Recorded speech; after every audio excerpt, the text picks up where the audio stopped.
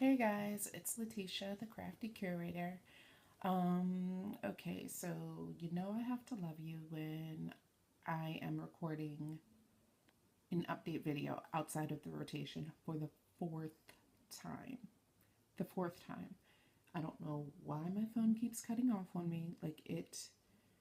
I don't understand. It cuts off after, I think the last time I recorded, I was talking for a good 15 minutes and it cut off. So here we go. So anyway, normally I do my Chatelaine update when I'm done stitching in my rotation. But this time was a little different because I've hit that pivotal point where the pattern became really confusing. And I wanted to talk about that moment before I got too far into the stitching and into another section where it wasn't as fresh and I wasn't able to explain my experience. So here we go. I don't know how long this will be, but I just want to get to that point where I'm talking about what got confusing because I'm going to run into part 2 of this pattern pretty soon, and I'm sure there'll be another adventure there. So as you can see, since we last filmed, and I'm saying we, like there's multiple people filming, but it was really just me. But since I last filmed, there's been quite a bit of progress here. And I've lost my pointer because it's in my hair. I found it. So there's been quite a bit of progress here. As you can see, the last time we filmed, I had this section up here completed, except for my specialty stitches. There was this little section here that was done, and parts of this, none of that.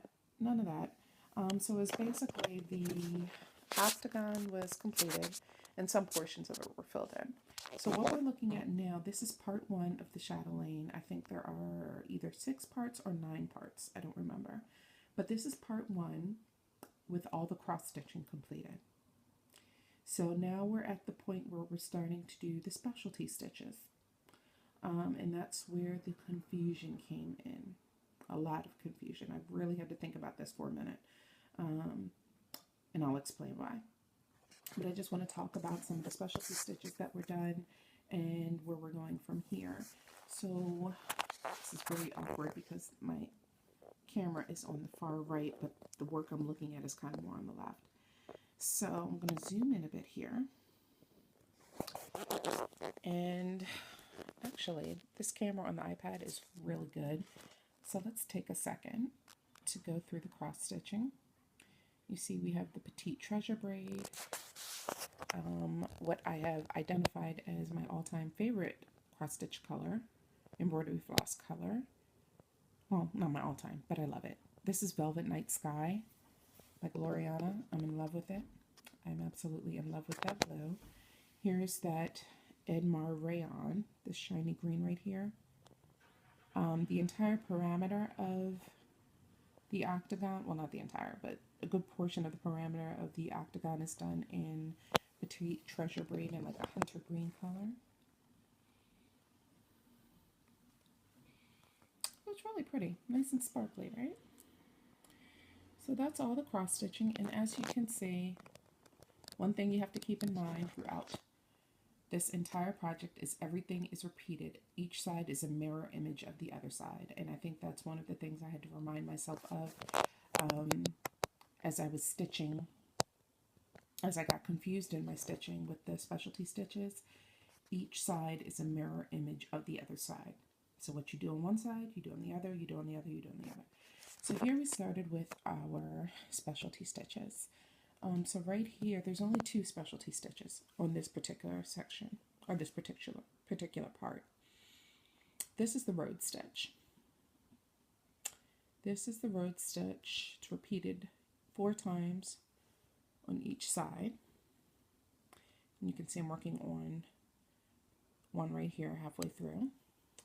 This is the Algerian eyelet, and gives you that little hole in the center there.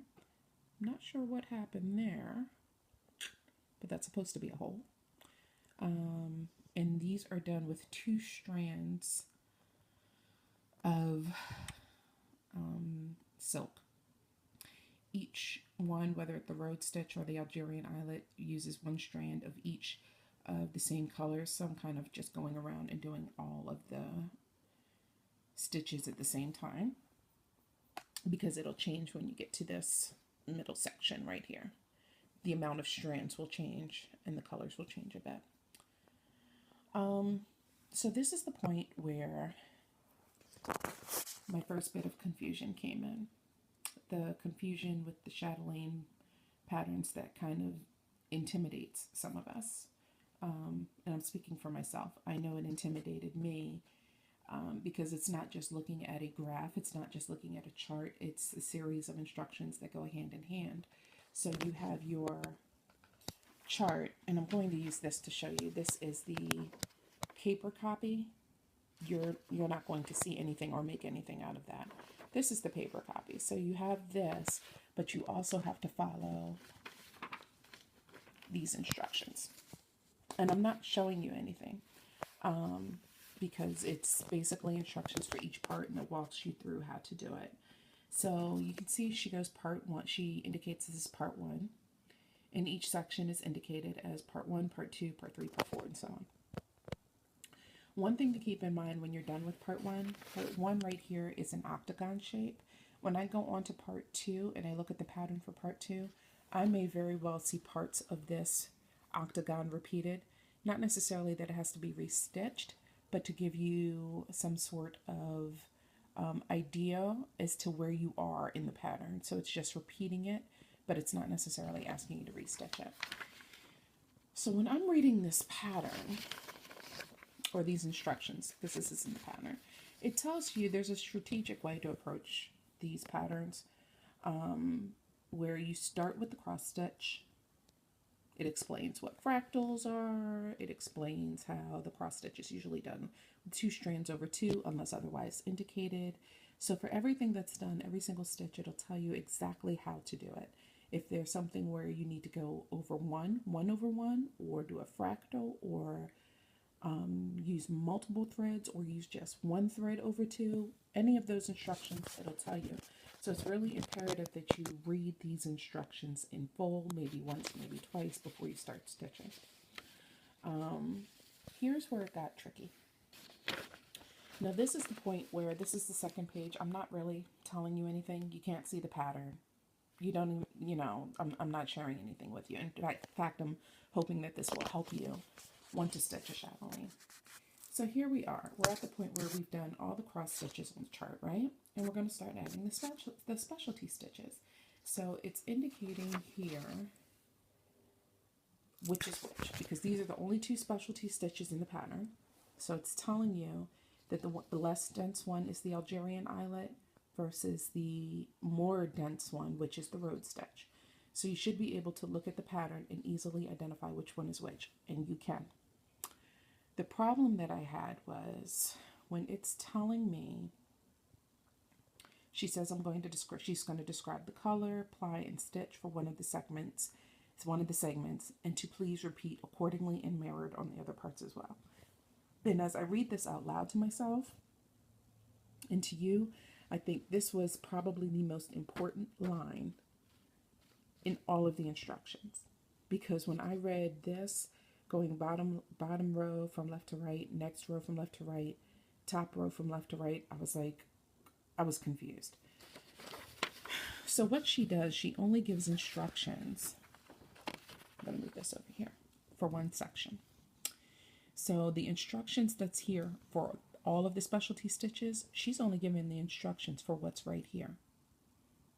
So keep in mind when she says she's going to describe the color, apply, and stitch for one of the segments, she's talking about just one, and then you repeat it in the same manner here, the same manner here, the same manner here.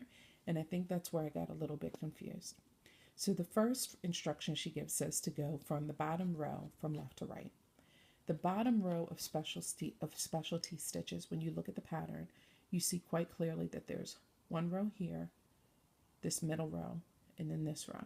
So she's telling you to start at the bottom row, which is right here, and she's telling you road stitches, and she's telling you one ply of one type of thread, one ply of another type of thread. So when she's saying bottom row from left to right, according to the pattern, because you're looking at this and you're identifying this picture as a road stitch, you know on the bottom row from left to right, you're going to stitch one here, one here, one here, and one here. Then you go to the next row from left to right. And I'm reading exactly what that instruction says. That's what it says. You go to the next row from left to right. This is the next row. So she's saying on the next row, Algerian eyelet with 2 plies of a particular thread and road stitch with 1 ply of one particular thread. That's all she says. But if you read it again, you're going on the next row from left to right, Algerian eyelet, road stitch, Algerian eyelet, road stitch.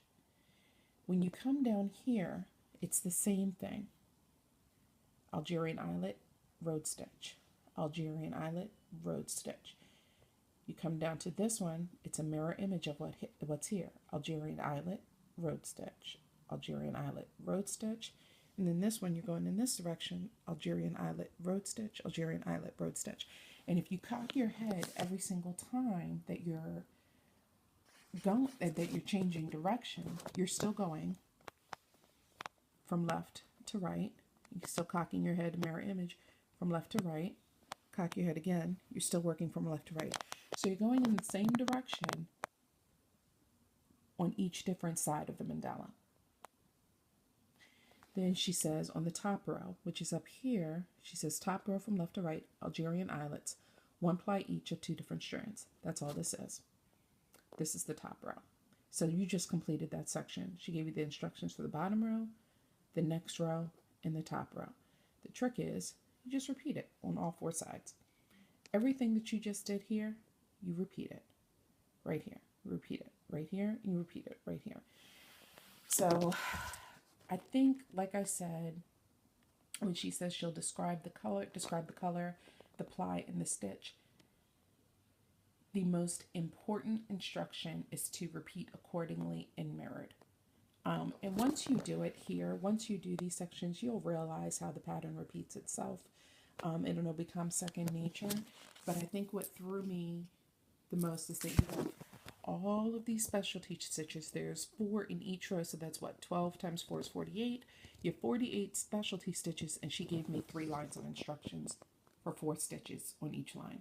And I think that's what I didn't wrap my head around. So that was the first thing that I had really had to sit here and read and think about when it came to the specialty stitches. So I wanted to share that with you now while it was still fresh.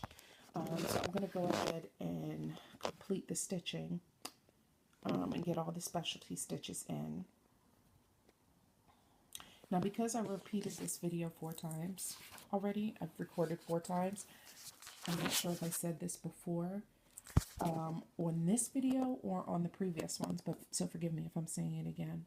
But once all of this is filled in, if you can picture it with your mind, this section will be filled in, and this section will be filled in. What's going to be left in the open spaces right here and right here, and zoom in, kind of sprinkled in here. Any gray that's going to be left within this